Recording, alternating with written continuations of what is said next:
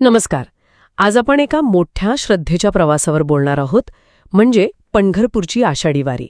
आपल्याकडच्या माहितीनुसार हा महाराष्ट्रातला एक अत्यंत महत्त्वाचा आणि पवित्र असा सोहळा आहे. तर आजच्या चर्चेतून आपण ह्या वारीचं स्वरूप, तिचं महत्त्व आणि काही खास गोष्टी समजून घेऊया. ही यात्रा दरवर्षी आषाढ शुद्ध एकादशीला पंढरपूरच्या विठ्ठोबा रुक्मिणी मंदिरात संपते, जिथे हजारो किंबहुना लाखो वारकरी पायी चालत पोहोचतात. अगदी बरोबर. आणि सुरुवात करताना वारी म्हणजे काय हे समजून घेणं महत्वाचं आहे, नाही का? आपल्या स्रोतांमध्ये स्पष्ट म्हटलंय की वारीचा अर्थ आहे प्रेमानं आणि भक्तीनं नियमितपणे देवाच्या दर्शनासाठी पायी जाणं. हा वारकरी संप्रदायाचा एक अविभाज्य भाग आहे. आणि तुम्ही म्हणालात तसं या ज्ञानेश्वर माऊलींची आळंदीहून निघणारी पालखी आणि संत तुकाराम महाराजांची देहूहून निघणारी पालखी या प्रमुख मानल्या जातात. हो. आणि या वारीची काही वैशिष्ट्ये खूपच आकर्षक आहेत. जसं की पालखी सोहळा. काय असतं यात? तर संतांच्या पादुका एका सजवलेल्या पालखीत ठेवतात आणि मग वारकरी अभंग गात, टाळ मृदंगाच्या गजरात पंढरपूरकडे निघतात. म्हणजे नुसता प्रवास नाही, एक चालता फिरता उत्सवच असतो जणू. हो ना. आणि संपूर्ण मार्गावर नुसता भक्तीचा गजर असतो. टाळ मृदंग, अभंग, हरिपाठ सगळं सुरू असतं. आणि या मुख्य पालख्यांसोबत अनेक लहान गट असतात. त्यांना दिंडी म्हणतात, बरोबर? या दिंड्या वेगवेगळ्या गावांमधून येतात, आपापल्या परंपरेनुसार चालतात. हो. आणि सगळ्यात प्रभावी गोष्ट म्हणजे आपल्या माहितीत पण आहे की लाखो वारकरी एकत्र असूनही कमालीची शिस्त आणि एकता पाळतात. हे कसं शक्य होतं? हा खूप महत्वाचा मुद्दा आहे. ही शिस्त काय आहे ना, ती आतून येते, श्रद्धेतून तर येतेच, पण त्यासोबत दिंडी प्रमुखांची एक रचना असते, वारकऱ्यांमध्ये एक जबाबदारीची भावना असते आणि ही पिढ्यानपिढ्या चालत आलेली एक स्वयंनियामक म्हणजे सेल्फ रेग्युलेटिंग सामाजिक व्यवस्था आहे. अच्छा, म्हणजे फक्त बाहेरून लादलेली शिस्त नाहीये ती.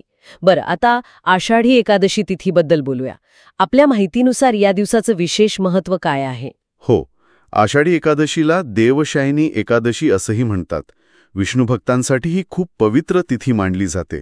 असं मानतात की या दिवसापासून देव म्हणजे विष्णू विश्रांती घेतात आणि याच दिवशी पंढरपुरात विठ्ठलाची मोठी विशेष पूजा होते. आणि गर्दीचं काय? किती लोक येतात साधारण? अंदाजे आपल्या स्रोतांनुसार 8 ते 10 लाख भाविक यावेळी पंढरपुरात एकत्र येतात. विचार करा, एवढी मोठी संख्या आणि तरीही सगळं शांततेत आणि शिस्तीत पार पडतं. हे खरंच म्हणजे एक उदाहरण आहे. 8 ते 10 लाख अविश्वसनीय संख्या आहे. यात सोहळ्याची भव्यता कळते यातून. आणि आपण सुरुवातीला पालख्यांच्या मार्गांचा उल्लेख केला होता. 2 मुख्य मार्ग आहेत, हो ना? हो. एक देहू ते पंढरपूर हा संत तुकाराम महाराजांच्या पालखीचा मार्ग आणि दुसरा आळंदी ते पंढरपूर हा संत ज्ञानेश्वर महाराजांच्या पालखीचा मार्ग. दोन्ही पालख्या जवळपास 21 दिवस पायी प्रवास करतात. हा प्रवास म्हणजे केवळ चालणं नाहीये. म्हणजे वारकऱ्यांसाठी ही एक शारीरिक तपश्चर्या तर आहेच, पण त्याहून अधिक ती एक मानसिक आणि आध्यात्मिक शुद्धीकरणाची प्रक्रिया आहे. ते चालणं, ते अभंग, तो सहवास, यात एक वेगळी ऊर्जा असते. तर या सगळ्या चर्चेतून एक गोष्ट स्पष्ट होते की आषाढी वारी ही केवळ एक यात्रा नाहीये. ती श्रद्धा, भक्ती, समुदाय, शिस्त आणि परंपरेचा एक अद्भुत संगम आहे. महाराष्ट्राच्या सांस्कृतिक आणि सामाजिक जीवनाचा तो एक आरसाच आहे. समारोप करताना एक विचार छान वाटतो, जो आपल्या माहितीतून पण जाणवतो.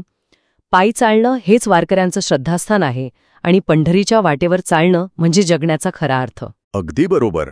आणि जाता जाता एक विचार करण्यासारखा प्रश्न आहे, जो आपल्या स्रोतांच्या पलीकडे जाऊन आपल्याला विचार करायला लावतो. या वारीचे धार्मिक आणि आध्यात्मिक पैलू तर आहेतच, पण आजच्या काळात जिथे समाजात अनेक फूट दिसते, तिथे ही लाखो लोकांची एकत्रित शिस्तबद्ध पदयात्रा, जी जातपात, लिंग, श्रीमंत गरीब हे सगळं विसरून एकाच ध्येयाने एकत्र चालते, ती आपल्याला मानवी एकतेबद्दल, सामुदायिक श्रद्धेबद्दल आणि समुदायाच्या प्रचंड शक्तीबद्दल नेमकं काय शिकवते, यावर नक्कीच विचार करायला हवा.